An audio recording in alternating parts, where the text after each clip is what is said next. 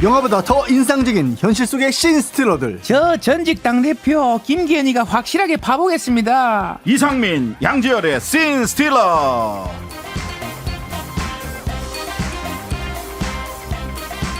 한 주 동안 정치권 화제 인물을 만나보는 씬스틸러 양지열 변호사, 이상민 크리에이터와 함께합니다. 어서 오세요. 네, 반갑습니다. 네. 오늘도 양 변호사님은 다른 일정이 없으셨군요. 모자 쓰고 나오신 거 보니까 편안한 복장으로. 라디오만 있어요. 네네. 네. 아유, 우리 저희 하이킥 고정이신 장윤선, 장성철 두 분이 또 다 KBS에서 하차 통보를 받으셔가지고 모자 선물해드려야 되나? 모자 선물해드려야 되나? 자, 오늘 오프닝에는 이제는 전직 대표가 되어버린, 하지만 울산 국회의원이신 김기현 전 대표가 나오셨어요. 예, 김기현이에요. 아니, 많이 심기가 불편하셨나 봐요. 기자회견도 안 하고 페이스북으로 사퇴 선언을 하셨더라고요. 21세기 SNS 시대에 이런 건 기본 아니겠어요. 우리 당이 지금 처한 모든 상황에 대한 책임은 전부 당대표인 제가 이제 목소리 치고 가면 되는 거고요. 더 이상 저희 거치로 당이 분열돼서는 안 된다 하는 게 저의 또 심중이고요. 저도 당원의 한 사람으로서 당의 안정과 총선 승리를 위해서 이바지하고자 그런 결정을 내렸던 겁니다. 예. 아이고야.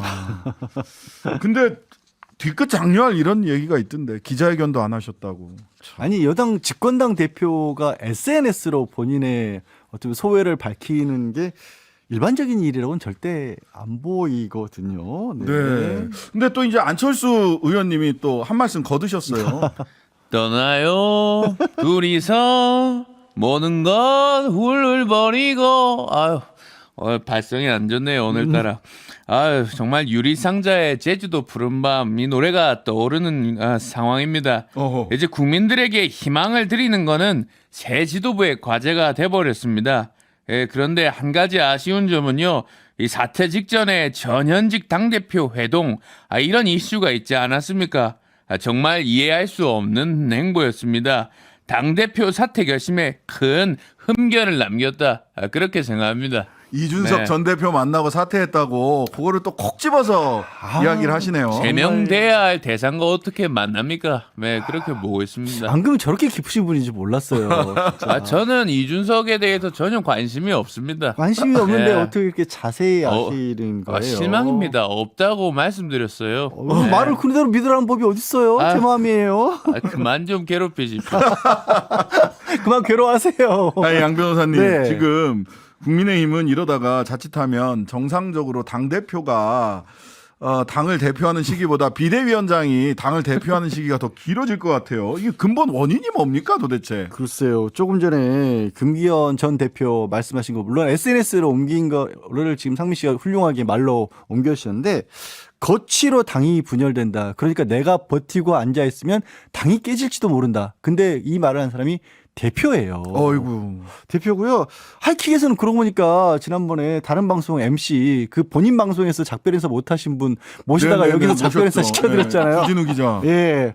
김기현 전직 대표도 여기 모셔야 될 것 같아요. 대표님, 전 대표님, 울산 국회의원, 울산 남구인가요? 네, 김기현 의원님, 언제든지 저희 마이크는 열려 있습니다. 그러니까 이런 상황이 왜 누구 때문에? 제가 이 말씀을 당 대표를 거듭 강조를 드리는 이유는 당 대표 위에 있는 누군가, 지금 당 대표를 짓누르는 누군가 있기 때문에 계속해서 당이 비정상적으로 간다라고 볼 수밖에 없는 거 아니겠습니까? 네, 그러니까 네. 계속해서 당은 비대위로 가는 거고, 그게 또 하필이면 총선을 앞두고 있는 상황이니까 직접적으로 뭐 흔히 하는 표현으로 그립을 강하게 해서 쥐고 있는 모양새가 아닌가라고 보인다는 거죠. 자, 장제원, 김기현에 이어 당내 다른 중진들의 희생까지 이어질지, 물갈이 움직임이 있을지가 궁금한데요. 또 이게 무슨 뭐 물갈이나 혁신이 아니라 결과적으로는 대통령의 당무 개입이다. 이게 무슨 혁신이고 쇄신이냐, 이렇게 말씀하시는 분들도 있어요. 근데 오늘 이태규 의원 같은 경우는 안철수 의원, 홍준표, 이준석, 안철수, 유승민, 여기에 원희룡, 한동훈까지 어벤져스를 만들어낼 수 있는 비대위원장이 와야 된다. 그래서 그게 누굴지 모르겠는데. 그게 근데 어벤져스기 맞아요? 예, 뭐 그렇게 얘기를 하셨어요. 안 의원님, 비대위원장으로도 거론이 되고 또 험지에 가서 뛰어달라, 이런 요구도 있습니다. 뭐 비대위 쑥스럽습니다. 그러나 험지 띄워달라 이런 요구 받으면 어떡하겠냐 이런 질문이죠. 예, 그렇습니다. 작년에 이미 지방선거와 재보궐선거 같이 치렀지 않습니까? 네. 저는 제 지역구만 유세한 게 아니고 13일 동안 50회 외부 지원 유세를 다닌 바 있습니다. 그러니까 제 지역 유세보다 훨씬 더 another people 다른 사람들을 오. 도왔다는 얘기입니다. 뭐 얼마나 했으면 그 다음날 제가 기절까지 했겠어요. 만약 험지라고 저를 가게 한다면 다른 사람들은 전혀 못 도와줄 겁니다. 네. 근데 도움이 필요한 상황은 맞아요? 본인이 가시면 이렇게 도움이 되나요? 또 왜 그러십니까? 아니 궁금해서 그렇죠. 왜 아니, 그러기는? 뭐 그- 떠나요. 셋이서 김기현, 이준석 손잡고 떠나시길 바랍니다. 아니 안 의원님은 그러시더라고요. 그래도 나는 사람들이 알아보지만 다른 의원들 강동에서 선거 해보니까 다른 의원들 알아보지도 못하더라. 그러니까 내가 여러 군데 돌아다니면 도움이 된다라는 확신을 갖고 계시더라고요. 그 얘기는 약간의 어떻게 보면 뉘앙스가 좀 읽을 부분이 있긴 하네요. 지금 선거를 계속해서 국민의힘 같은 경우는 특히 영남 쪽의 의원분들의 중진으로 계시다 보니까 수도권이 어떻게 들어가는지 판세를 정말 모른다는 얘기를 국민의힘 내부에서도 얘기를 많이 하잖아요. 네. 그러니까 그냥 그분들끼리는 수도권에 있는 계신 분들한테 진짜 수도권이 그렇게 어렵냐는 얘기를 물어본다는 거 아니에요. 그럼 어떻게 얘기를 해줘야 돼? 내가 왜 걱정을 하고 있지? 근데 자, 어쨌든 안철수 의원은 험지 출마 안 된다. 왜냐하면 나는 다른 분들을 도와줘야 되기 때문에. 이렇게 선을 그었고요. 김기현 대표를 엄호하던 당내 친윤 초선들, 윤초선 내지는 신핵반이라는 표현도 쓰는데, 근데 이 사람들도 쇄신 대상이다. 홍준표 대구시장님이 아주 강하게 말씀을 하셨더라고요. 안녕하십니까, 홍준표입니다. 이참에 용산 지도부 홍위병으로 분수 모르고 설치던 자들, 윤심파리하던 자들, 싹수가 노란 아들은 더 큰 재앙이 오기 전에 정리해라. 그런 아들이 당을 이 지경으로 만들었다. 내 그래 봅니다. 아이고. 조속하게 당이 정비돼서 징치할 사람은 징치하고 총선 준비할 사람은 이래라. 내 그래 봅니다. 저 말씀은 네네, 신핵관을 양 겨냥한 변호사님. 것도 있지만 예. 사실은 용산에 더 저는 초점이 맞춰져 있다라고 그래요? 봐요. 지난번에 예. 강서구 선거도 그렇고 부산 엑스포도 그렇고 누가 대통령에게 자꾸 거짓 보고를 하고 있느냐 내지는 보고가 제대로 못 올라가게 그렇죠, 둘러싸고 그렇죠. 있느냐 그 얘기를 홍준표 시장이 짚었거든요. 그렇죠. 근데 이중적인 게 그걸 걷어내라고 했는데 사실은 지금 초선도 그렇고 뭐 중진도 그렇고 물러난 자리에 대통령실에서 우르르 나온다는 얘기가 있단 말이에요. 아유, 엄청나게 많이 나가고 있습니다. 뭐 명단 몇 달 전부터 돌아다니고 있잖아요. 그렇죠. 홍 시장 입장에서는 그러면 지금 뭐 혁신한다 그래서 중진들 내지는 뭐 기존에 자리 가지고 있던 사람들 쫓아내봤자 그 자리 또 용산에서 내려온 사람들 메우면 뭐가 달라지냐 이 얘기를 하신 게 아닌가 싶어요. 아, 그렇군요. 자, 대통령님 이제 아직까지 안 나오셨는데 안 만나고 갈 수가 없죠. 오늘 조선일보에서 대선 승리 정당이 1년 반 만에 세 번째 비대위 대통령 설명 듣고 싶다. 와, 아예 이런 제목의 사설을 썼는데 오늘 네덜란드에서 다녀오신 윤 대통령님 설명을 듣고 싶습니다. 어때요? 국빈 방문은 잘 다녀오셨고요? 헬로 안녕하십니까. 이번 그 순방으로 한국과 그 네덜란드 이 두 국가 두 정상이 정말 정부, 기업, 대학을 아우르는 그 명실상부 한 반도체 동맹으로 그 발전하는 튼튼한 기반이 마련이 된 것 같습니다. 2002년 그 대한민국 국민들의 가슴을 뜨겁게 달군 그 2002 월드컵 주역 누굽니까 그 희 선생 있잖아 이 선생. 히딩크 감독. 내가 그래서 거기서 만났어요. 그 네덜란드 출신의 명장 거시 히딩크. 난 아직도 배가 고프다. 그래 배가 고파서 그 오찬도 하고 그랬잖아요. 저녁에 밤 8시부터 재벌 총수들이랑 술도 한잔 하시고 유명한 한식당. 아니, 그런 얘기하지 마시고 밥 먹었다 이런 얘기하면 되는 거지 뭘 자꾸 그럽니까? 근데 히딩크 감독이 한잔 하는 거지 또 그리고. 워낙에 그 배가 고프다는 얘기는 요즘은 뭐 요즘 세대들은 잘 모를 거예요. 벌써 20년은 넘은 얘기니까. 맞아요. 생일 축하해 지성 이런 거 근데 있잖아요. 나는 아직도 고토상가, 배가 고프다라는 그 지하상가 말씀이 가고. 왜 이렇게 딱 맞아 떨어지죠? 윤 대통령에게도 왠지 잘 모르겠습니다. 뭔가 느낌이 그렇네요. 부산 가실 때 너무 잘 드시길래 갑자기 그 모습이 떠올라서. 예. 그 파리에서 식사하신 데는 1994년에 개원 그 문을 연 파리에서도 굉장히 유명한 한국 식당이라고 하더라고요. 육회 등을 굉장히 잘하는 곳이라고 합니다. 자, 김기현 대표 때문에 대통령님 네덜란드행 비행기에서 격노했다는 언론 보도가 나왔어요. 화가 많이 나셨던지 거기에서까지 네덜란드에서까지 격노를 하셨다는데 이거 국민의힘 상황에 대해서는 대통령님 뭐 하실 말씀 없으세요? 아니, 그거는 제가 뭐 드릴 말씀이 없고요. 왜냐하면 그거는 한호섭 정무수석이 밝힌 것처럼 비대위 구성이나 이런 당내 문제는 제가 뭐 얘기할 게 없습니다. 뭐 당이 스스로 그냥 중지를 모으고 대통령실이 뭐 관여할 문제는 아닌 것 같은데요. 뭐 그 네덜란드 뭐 얘기는 없습니까? 거기 뭐 밥이 맛있다든지 아까 음식 소개해 주셨는데. 아, 네덜란드. 당이 알아서 할 문제입니다. 그거는 대통령이 저는 민생에 치중하느라 잘 모릅니다. 좋아하는 당분 많은 것도 있지 않으세요? 혹시 탕후루? 안 좋아하세요? 그런 탕후루? 얘기 하지 마시고. 근데 네덜란드 히딩크. 예, 예. 이번에 언론 보도는 네. 어찌 보면 대통령실에서조차도 언론 보도도 좀 심하다라고 생각을 한 게 아닌가 싶어요. 무슨 말씀 드리냐면 대통령이 당 문제와 관련해서 격노했다는 얘기가 자연스럽게 보도가 되면 안 되잖아요, 사실은. 그렇죠.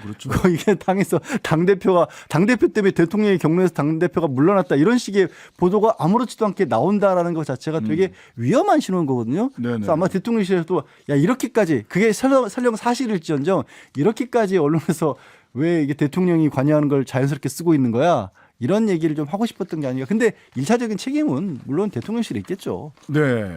자, 근데 이 네덜란드 국빈 방문 관련해서는 뭐 지나친 경호와 의전 요구 때문에 네덜란드 측에서 우리나라 대사를 초치했다. 이런 뉴스를 중앙일보가 단독 보도를 했어요. 이건 굉장히 저는 이게 가능한 일인가 싶어요. 이게 초치라고 하는 게 우리 아시겠지만 뭐 일본과의 관계에 있어서 일본이 네네. 또 뭐 신사참배를 했다거나 국제적으로 뭐 독도와 관련된 문제를 일으켰다거나 그러면 우리가 불러서 야 일본 왜 이런 식으로 하십니까라고 강력하게 항의하는 거잖아요. 불러서 항의하는 거죠. 예, 일본 대사 들어오세요. 근데 지금 다른 게 아니라 의전 문제를 가지고 네덜란드에서 우리 대사를 불렀다고요?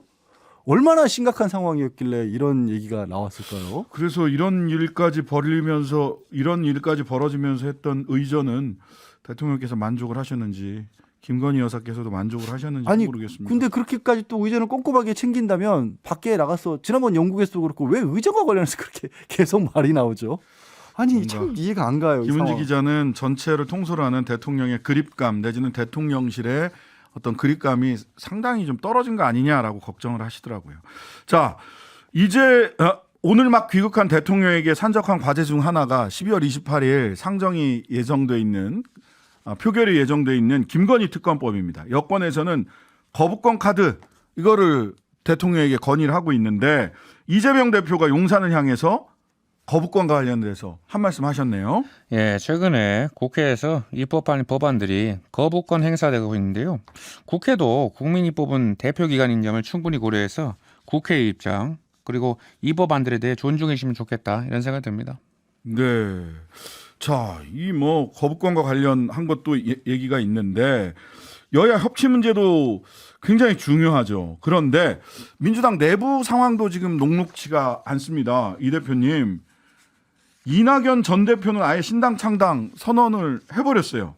당에서는 그러지 말라라고 하는 요구가 당에서는 또 이낙연 전 대표 그러지 말라. 또 원칙과 상식 이쪽에서는 이재명 대표님 사퇴하라 이런 요구도 나오고 있습니다. 좀 혼란스러운데 이 대표님 어떠세요? 네, 윤석열 정권의 폭정 또 퇴행을 어떻게든 저지해야 된다는 국민적인 요구가 굉장히 높습니다. 예, 변화 아래 최대한 단합과 단결을 유지할 수 있도록 하는 게 더 중요하지 않나 싶습니다. 네. 요즘 이재명 대표님 목소리 듣기가 사실은 쉽진 않아요. 자주 나오진 않고 있어요. 네, 최고위원회 공식 발언 정도로 보통 메시지를 내고 계신데 이낙연 전 대표님 제1당 하고 싶다. 신당 창당 선언하면서 이런 얘기를 하는데 당에서는 이병훈 의원 등 이낙연 전 대표 측근들도 반려하고 있단 말이죠. 어떠세요? 이낙연입니다. 어떤 방송에서 갑자기 물어보시기에 제가 큰 소리를 쳤습니다. 요컨대 대한 정치가 가능해야 될 정도는 되지 않겠나 이런 생각을 하고요. 국민들이 그 정치에 많이 절망하고 계시고 이대로 가면 안 되겠다 이렇게 생각하시는데 새로운 희망을 드릴 수 있는 내용에 좀 더 집중하고자 합니다. 이게 무슨 소리입니까? 한 발 물러서는 얘기입니까? 약간 큰 소리를 쳤습니다. 갑자기 물어봐서 네. 한 발 물러서는 얘기입니까? 아닙니까? 이게 뭐 어떻게 해석을 해야 되는 거예요? 아니 근데 양 이런 변호사님. 모습이 지금 약간 왔다 갔다 하거나 물러서는 것처럼 보일 수도 있다라는 상황이 네. 그만큼 이낙연 전 대표 입장에서 내세우고 계시는 신당이라고 하는 게 사실 새롭게 어떤 걸 만든다라고 한 건 내부적으로는 그걸 충분히 지지할 만한 세력이 있어야 되고요. 그렇죠. 바깥에서 또 국민들도 힘을 실어줄 만한 국민적 지지 두 가지가 맞아 떨어져야 되는데 지금 얘기하신 것처럼 본인의 측근으로 이렇게 여겨졌던 분들마저도 거기는 우리는 합류하기가 어렵습니다라는 얘기가 있었고 또 국민들이 볼 때도 그동안에 어떤 모습 어떤 노력을 해왔고 그 노력이 필요할 만큼의 상황 내지는 이슈를 끊임없이 이분이 보여주시고 그걸 위해서 뭐 그냥 하는 걸로 보면 고생하는 모습들이 계속 있어 왔을 때 그게 성공을 하잖아요. 네. 근데 두 가지가 다 지금 잘 안 갖춰져 보이거든요. 그거를 본인도 조금은 알고 계실 거예요. 그러니까 한번 이렇게 뭐 풍선 에드벌론처럼 뛰어봤는데 어라 생각보다 이렇게 많이 안 올라가네 뭐 이런 느낌이 약간 저는 받았습니다. 이 말씀하신 뉘앙스 태도에서. 에드벨론이 생각보다 많이 안 올라가면서 약간 물러서는 듯한 포즈를 취한 거 아니냐라고 하는 분석이시네요. 네. 자, 이재명 대표 같은 경우는 김부겸, 정세균 두 전직 총리 만나는 일정은 조율 중이라는데 명락 회동 가능성은 낮아 보여요. 왜냐하면 지금 그 두 분을 만나신다라는 건 혹시 모를 분야를 사전에 맡겠다라는 거고 거기에 대해서 뭐 이낙연 전 대표는 이준석 전 대표로 만질 수 있다라는 식의 말씀까지 했었지 않습니까? 그러셨죠. 그러다 보니까 이제 약간은 서로 더 타협하기가 힘들어진 상황 아닌가. 물론 이재명 대표 측에서는 계속해서 만나서 풀어보자라는 제안을 했지만 이낙연 전 대표는 마지막 승부라고 생각을 하시는 것 같은데 승부수를 거실 만한 상황인지는 잘 모르겠어요. 알겠습니다. 신스티너. 오늘 제 뉴스는 없습니까? 이거 갑자기 김무성 전 당선철 의원이 라디오 왜 잘렸노? 출마하신다면서요? 양지열, 이상민 두 분. 하루 종일 기다려지는 진짜 시사. 평일 저녁 6시 5분 신장식의 뉴스 하이킥.